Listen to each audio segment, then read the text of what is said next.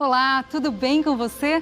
Obrigada pela sua companhia em mais uma classe bíblica Apocalipse, Revelações de Esperança. Hoje nós estamos no estudo de número 15 e se você perdeu algum estudo ou quiser rever, é só acessar os outros programas no ntplay.com, tá bem? Muito obrigado, Darcy.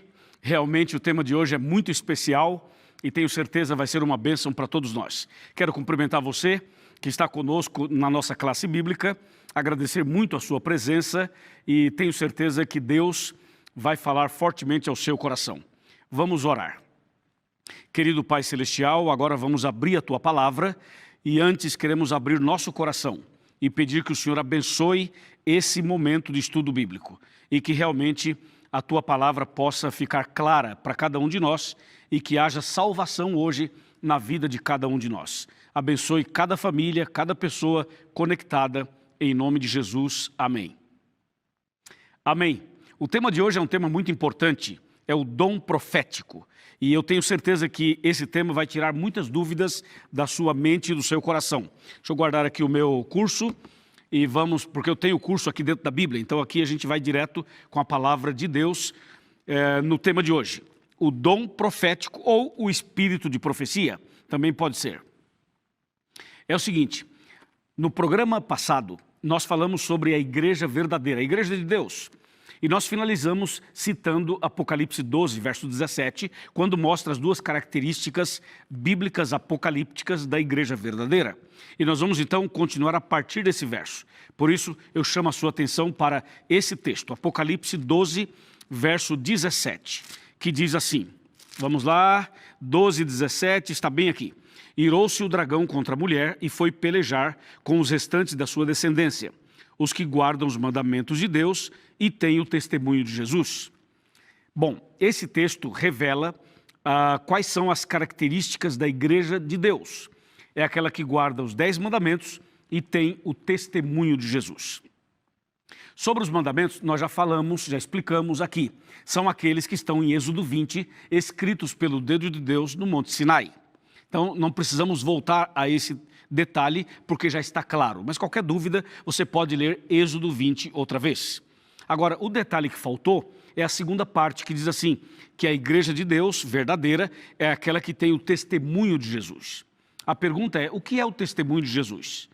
Esse é o ponto. Nós vamos agora abrir a Bíblia em Apocalipse 19, verso 10, para eu te mostrar na palavra o que é o testemunho de Jesus. Abra comigo Apocalipse 19, 10. Fala assim, prostrei-me ante aos seus pés para adorá-lo. Ele, porém, me disse, vê, não faças isso. Sou conservo teu e dos teus irmãos que mantêm o testemunho de Jesus. Adora a Deus, pois o testemunho de Jesus é o espírito da profecia. Uau! Você viu a definição? Então, testemunho de Jesus aqui é o espírito da profecia, ou o dom da profecia. Portanto, a igreja de Deus, verdadeira, ela deveria guardar os 10 mandamentos e deveria ter o espírito da profecia, o dom da profecia. Vamos saber como isso funciona e como isso aconteceu de acordo com a palavra de Deus, de acordo também com o passar dos tempos. Só que nós precisamos parar um pouquinho para fazer uma análise interessante. A análise que vamos fazer é a seguinte. Você viu que a palavra de Deus é clara ao dar as características, mas tem também algo que temos que prestar atenção para ficar alerta. Sabe qual é? É o que está aqui em Mateus 24, verso 24. Vamos para Mateus 24, verso 24, que diz exatamente assim. Porque surgirão falsos cristos e falsos profetas, operando grandes sinais e prodígios, para enganar, se possível, os próprios eleitos. Então veja, por um lado, Deus fala do dom de profecia, verdadeiro, e por outro, Deus chama a atenção para os falsos profetas. Você percebeu, não é? Então o que a gente tem que fazer, já que Apocalipse 12, 17 fala que o dom da profecia é uma característica da igreja de Deus nos últimos tempos, enquanto que Mateus diz assim, cuidado, porque nos últimos dias surgirão os falsos profetas, fazendo prodígios, milagres, e enganariam, se possível, até os escolhidos. O que a gente tem que fazer? Fica ligado que eu vou te mostrar, tá bom? Veja só, vamos para 1 João 4, verso 1. E aqui você tem uma orientação clara da palavra de Deus para saber o que fazer neste caso. 1 João, capítulo 4, versículo número 1. Pronto, está aqui. Fala assim: amados, não deis crédito a qualquer espírito, antes provai os espíritos, se procedem de Deus, porque muitos falsos profetas têm saído pelo mundo fora. Percebeu? O texto é claro: provai os espíritos. Faça uma prova, faça uma análise, faça uma pesquisa. Veja se aquilo que está sendo falado é de Deus ou não. Se o profeta é verdadeiro ou é falso. Então tem que provar, tem que analisar, tem que testar para saber se é correto ou incorreto, verdadeiro ou falso. Então, diante disso, vamos agora ver o que diz o profeta Joel. O profeta Joel, ele escreveu aqui no seu livro, vamos abrir no Antigo Testamento, Joel, capítulo número 2, versículo número 28. Vamos aqui, pronto, aqui está, 2, verso 28. Cadê o meu Joel? Está aqui, pronto, 2, 28. Olha que texto interessante. E acontecerá depois que derramarei o meu espírito sobre toda a carne. Vossos filhos e vossas filhas profetizarão, e vossos velhos sonharão, e os vossos jovens terão visões. Então esse texto está dizendo que nos últimos dias Deus usaria pessoas através de sonhos e através de visões. Faria isso com jovens e também com adultos, dando mais uma ênfase ao texto de Apocalipse. Portanto, a igreja de Deus, nos últimos dias, ela teria essas características: o dom da profecia e a guarda dos mandamentos. Mas Jesus chama a atenção: cuidado com os falsos profetas, com os falsos mestres, cuidado com os enganos. É o que Jesus menciona. E lembra que nós temos que provar para saber se aquilo é verdadeiro ou se aquilo é falso.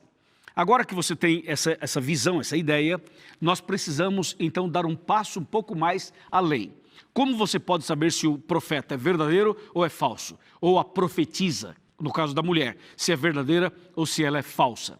Existem algumas características. Primeiro, temos que saber se o que esse profeta está profetizando está de acordo com a Bíblia, dentro do seu contexto. Esse é o primeiro ponto. O segundo ponto é se a vida do profeta ou da profetisa também está de acordo com a Bíblia. Se há um bom testemunho, se há um bom exemplo, se há um caminhar conforme a vontade de Deus. Uma terceira forma de analisar e saber se é verdadeiro ou é falso é a forma como esse profeta ou essa profetisa se encontra na hora da visão. Como é que essa pessoa tem a visão? Ou ela tem somente sonhos, nunca teve uma visão. E quando tem uma visão ou sonho, é sempre à noite, nunca é durante o dia, sempre sozinho, nunca na frente dos outros. Ou seja, tudo isso tem que ser analisado. Eu vou te mostrar agora um texto para você entender como que o profeta Daniel ficava na hora da visão. E aí você vai saber analisar se o profeta da sua igreja é correto ou incorreto, se ele está certo ou está errado. Presta atenção agora no texto que vamos ler em Daniel, tá bom? Vamos então para Daniel capítulo 10. Esse texto aqui é super esclarecedor. Daniel 10, versículos 16 e 17. Fala assim: e eis que uma, como semelhança dos filhos dos homens, me tocou os lábios, e então passei a falar. E disse àquele que estava diante de mim: meu Senhor, por causa da visão, me sobrevieram dores, e não me ficou força alguma. Agora o 17. Como, pois, pode o servo do meu Senhor falar com o meu Senhor? Porque quanto a mim não me resta força alguma, nem fôlego ficou em mim. Notou? Olha só que interessante. O texto diz assim: Daniel, quando estava em visão, ele via, ele ouvia, ele sentia dores no corpo e ele não respirava. Percebeu? Vou repetir. O profeta em visão vê, ouve, sente e não respira. Vem cá, o profeta da tua igreja fica assim na hora da visão? Se fica, está bem. E se não fica, está mal, está errado. Será que o diabo pode dar uma visão para alguém? Sim, ele pode. Será que o diabo pode dar uma visão bem assim para confundir as pessoas? Também pode. O falso profeta pode ter uma visão, o falso profeta pode ver, pode ouvir, pode sentir, mas tem uma coisa que o diabo não pode fazer. O diabo não pode tirar o fôlego da pessoa, ele não pode tirar a respiração da pessoa, porque senão ele mata. Então Deus está dizendo aqui que o profeta via, ouvia, sentia e não respirava. Por quê? Porque o profeta em visão está dominado, está tomado pelo Espírito Santo do Senhor. Amém? Você viu quantas coisas interessantes que a gente precisa analisar para então saber se aquela pessoa está correta ou está incorreta, se é verdadeiro ou se é falso? Essas coisas todas precisam ser analisadas. Mas tem mais um texto. Vamos para Isaías agora, capítulo número 8 e versículo 20. Versículos, aliás, vamos ler o 19 também, porque daí o 19 ajuda a entender melhor. Vamos lá, Isaías 8, 19 e 20, fala assim: quando vos disserem, consultai os necromantes e os adivinhos, e os que chiureiam e murmuram, acaso não consultará o povo ao seu Deus? A favor dos vivos se consultarão os mortos? Olha o verso 20, à lei e ao testemunho. Se eles não falarem desta maneira, jamais verão a alva. Percebeu? A lei e ao testemunho. Se eles não falarem dessa maneira, jamais verão a alva. A lei, os 10 mandamentos, ao testemunho, o dom de profecia, o espírito da profecia. Percebeu? Então esse texto confirma Apocalipse 12, 17 e Apocalipse 19, 10. Ou seja, tem que ser uma vida em conformidade com os 10 mandamentos e também com o espírito de profecia. Deus seja louvado por essas revelações bíblicas tão claras. Agora deixa eu te falar uma coisa. Deus levantou sua igreja, seu povo. E a Igreja Adventista do Sétimo Dia foi levantada por Deus depois do desapontamento de 1844. E logo que a Igreja Adventista começou, foi levantada por Deus para cumprir uma nobre missão. Deus também chamou 2 homens e deu a eles, claro, em momentos diferentes, Deus deu a eles o dom da profecia. Mas eles não aceitaram. Foi William Foy e Hazen Fox. Eles não aceitaram. Então Deus chamou uma mulher, uma jovem, e essa jovem chamada Ellen Gold Harmon. Ellen Gold Harmon foi chamada também por Deus e Deus deu a ela esse dom de profecia. E ela aceitou, embora uma pessoa frágil, uma pessoa jovem, mas aceitou o chamado de Deus. E Deus passou a dar a ela visões, sonhos, coisas extraordinárias. Ellen depois casou-se com o pastor Tiago White e ela passou a ser conhecida como Ellen Gold White, ou como nós falamos, Ellen White. Essa mulher era uma serva de Deus, fiel, honesta, obediente. A vida dela era exemplar, de acordo com a Bíblia. Era uma pessoa que realmente tinha o temor de Deus e era uma pregadora do Evangelho. Deus deu a ela, então, esse dom que Deus deu, na verdade, à igreja, mas usou a ela como instrumento para isso. Eu vou te contar mais detalhes. Ellen White teve mais de 2.000 visões e sonhos, e escreveu mais de 80 livros, cada livro de 500 páginas, 700 páginas, 800 páginas, coisas extraordinárias. E aqui vai uma informação.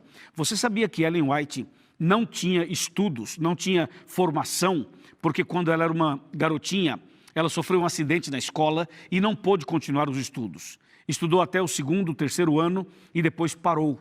Ela mal sabia ler e escrever. Então, tecnicamente, ela não poderia escrever um livro. Eu, por exemplo, tenho mais estudos do que ela.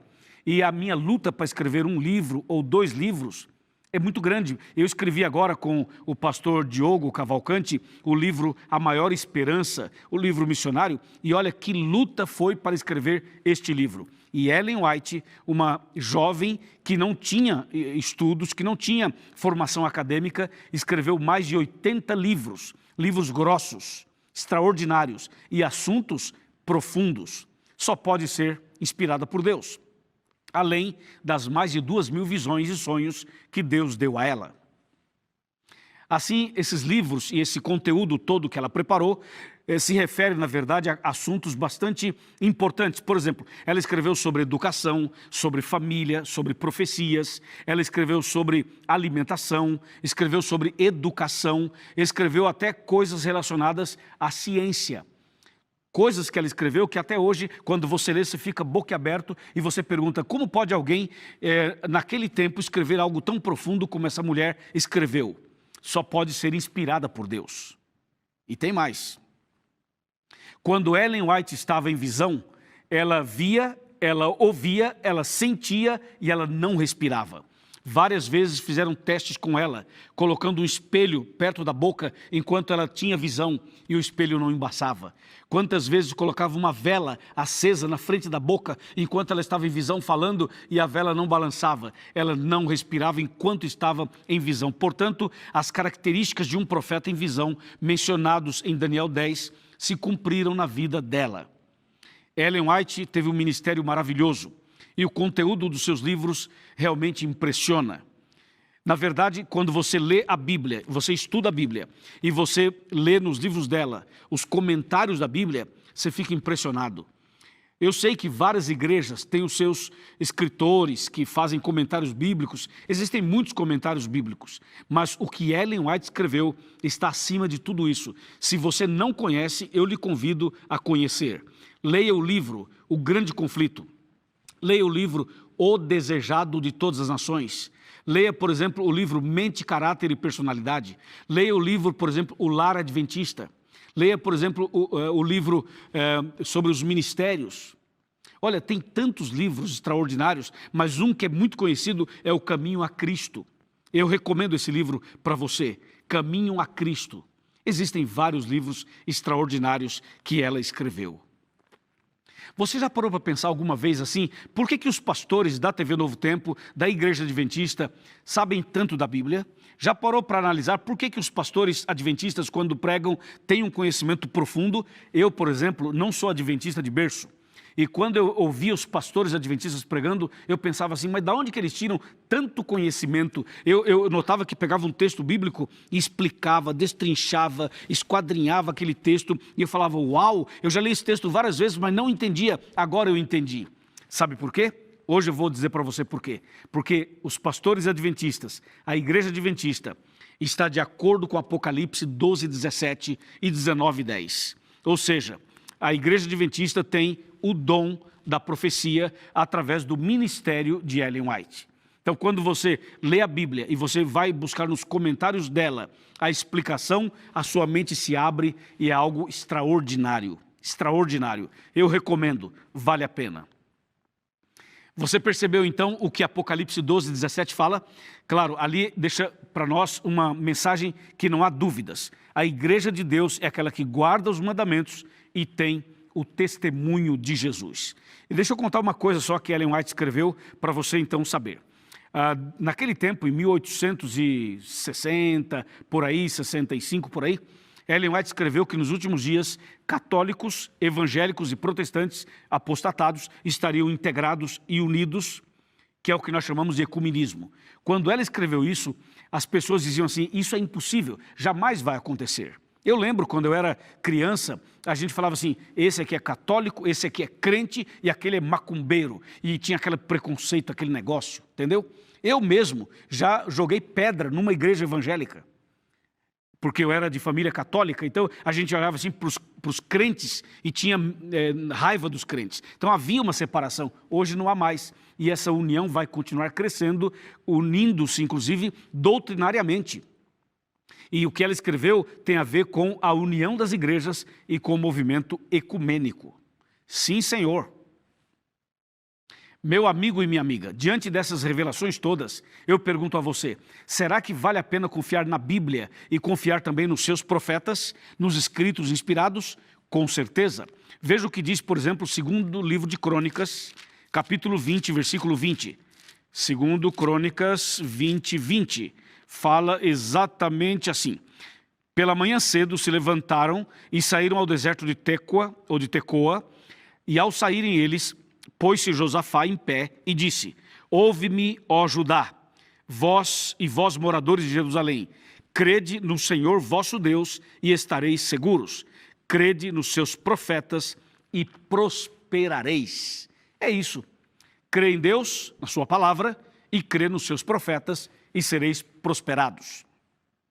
Em todo o tempo, em toda a história do povo de Deus, Deus sempre teve um profeta para dirigir e orientar o seu povo. Desde o começo, você sabe, você vai para o Velho Testamento e você vai perceber que sempre tinha um profeta, uma pessoa que era representante do Deus Altíssimo na condução do povo.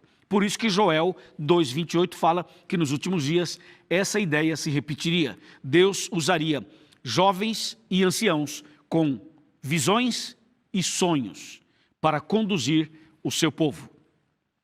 Deus seja louvado por tudo isso. Então hoje eu convido você a tomar uma decisão de estudar mais a Bíblia, profundamente a Bíblia. Você pode ver que eu uso só a Bíblia, nada mais que a Bíblia, mas eu quero convidar você também a ler os livros de Ellen White como sendo comentários inspirados por Deus da Bíblia Sagrada. Isso vai te levar a um nível ainda maior de conhecimento da palavra do Senhor. Faça isso, crede no Senhor vosso Deus e você vai estar seguro. Crede nos seus profetas e prosperareis. Agora escuta. Se por aí aparecer um profeta ou alguém dizendo que é profeta, não sei o quê, analisa se a pessoa está dentro do padrão de Daniel 10 na hora das visões. Analisa também se esta pessoa ou esta igreja guarda os 10 mandamentos. Analisa, por exemplo, se a vida da pessoa ou a crença dela está em conformidade com a Bíblia. Cuidado, porque existe o verdadeiro e existe o falso profeta. Nós precisamos analisar e tomar a decisão certa para fazer a coisa certa da maneira certa. Apocalipse 12:17 mostra que Deus tem um povo, uma igreja. Eu já tomei minha decisão. Eu já entreguei minha vida para Jesus e fui batizado. E vou te falar, se eu tivesse 1000 vidas, 1000 vezes eu me batizaria na igreja adventista. Entendeu? Não tenha medo. Deus está chamando você para ser um seguidor dele, um fiel servo dele. Deus está chamando você. Eu quero convidar você para ser adventista. Quero convidar a senhora, o senhor, para ser adventista. Você aceita ser membro da igreja adventista? Você quer vir conosco para conhecer profundamente a Bíblia e para se preparar para a volta de Cristo? Essa igreja é uma bênção. Eu sou feliz por ser pastor da igreja adventista. E eu quero convidar você para também ser membro dessa igreja. Você não sabe onde tem uma igreja? Eu te digo. Olha, vamos colocar aqui para você na tela, encontreumaigreja.com.br.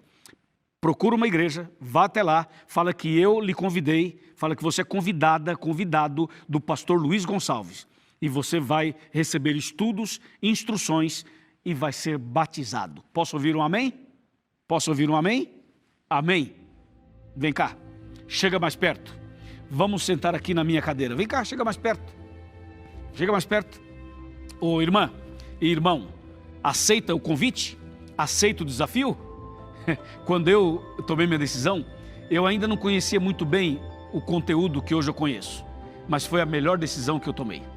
Eu tenho certeza que Deus vai fazer uma grande obra na sua vida e na sua família. Acredite, daqui a pouco eu vou orar por você. Depois da oração, nós vamos continuar na internet, num bate-papo, para tirar dúvidas e para se aprofundar um pouco mais nesse tema. Então, quando eu encerrar aqui, eu convido você a permanecer por mais meia hora nas redes sociais. Aí vamos conversar um pouco mais sobre este importante tema, tá bom? Outra coisa, fale para os outros da nossa classe bíblica, divulgue para os outros, partilhe essa mensagem com seus amigos e com seus familiares, porque quando Jesus voltar, você e eu e a nossa família queremos estar preparados para subir e viver com Jesus para sempre no reino dos céus. Amém? Vamos orar agora. Curve a sua cabeça, feche os seus olhos, vamos orar. Querido Pai Celestial, obrigado pelo tema de hoje. Obrigado pelo dom de profecia. Obrigado porque o Espírito Santo dirige a sua igreja. Agora, eu te peço que abençoe esta pessoa que ora comigo. Este homem, esta mulher, esta família, este jovem que está tomando uma importante decisão. Que essa decisão seja selada pelo Senhor e que quando Jesus voltar, eu e essa pessoa estejamos preparados. Esse é o nosso desejo, é a nossa esperança, é a nossa decisão em Jesus. Amém.